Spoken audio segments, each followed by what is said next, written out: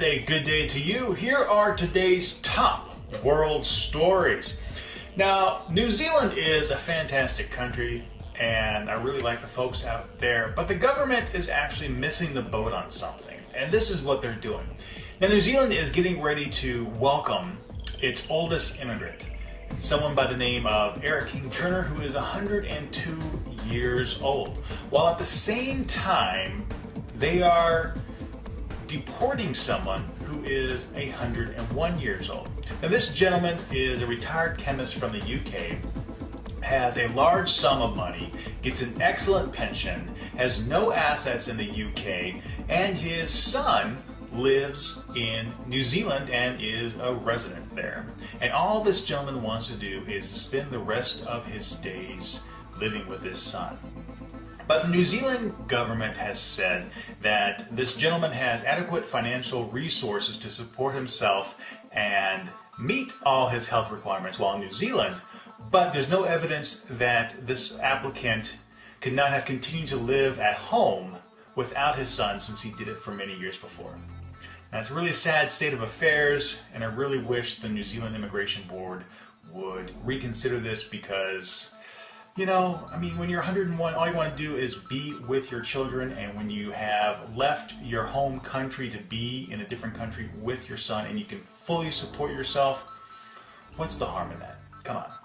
Second up, while February 13th was, of course, a historic day in Australia for parliamentary proceedings and the formal apologies to the Aboriginal people, especially those of the stolen generation, new reports are coming out of the Northern Territory that the Aboriginal Medical Services Alliance is actually asking police forces not to use tasers in general because of, well, over 200 deaths in the United States since the year 2000, but specifically against Aboriginal people.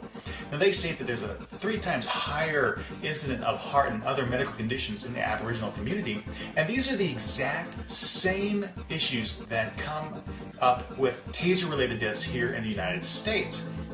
And this is something really to take a look at, because when you look at indigenous populations, a lot of times you have a different genetic marker makeup and can really affect the way that disease spreads or the way that something can interact with the population. Probably the most profound incidents can be found here in the Americas, what happened after Europeans started settling here in the States. A normal illness may have only had a 2% chance of affecting others in the European community, but here in the States, because of the genetic makeup of indigenous populations, the affinity for some of these diseases was as much as 98% mortality rate. So you're looking at a simple disease that may not have even affected a large portion of the population in Europe, wiping out entire indigenous cultures here in the States.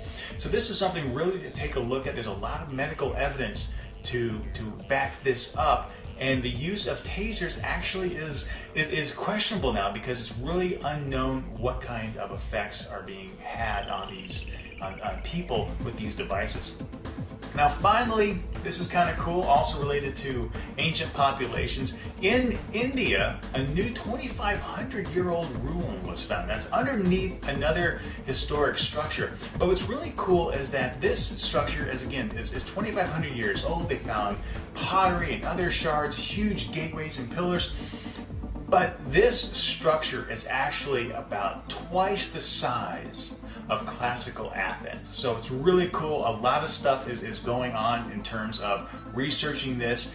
It's a combined group of 12 archaeologists, both from India and the United States, and I'm really looking forward to seeing what they uncover from this site.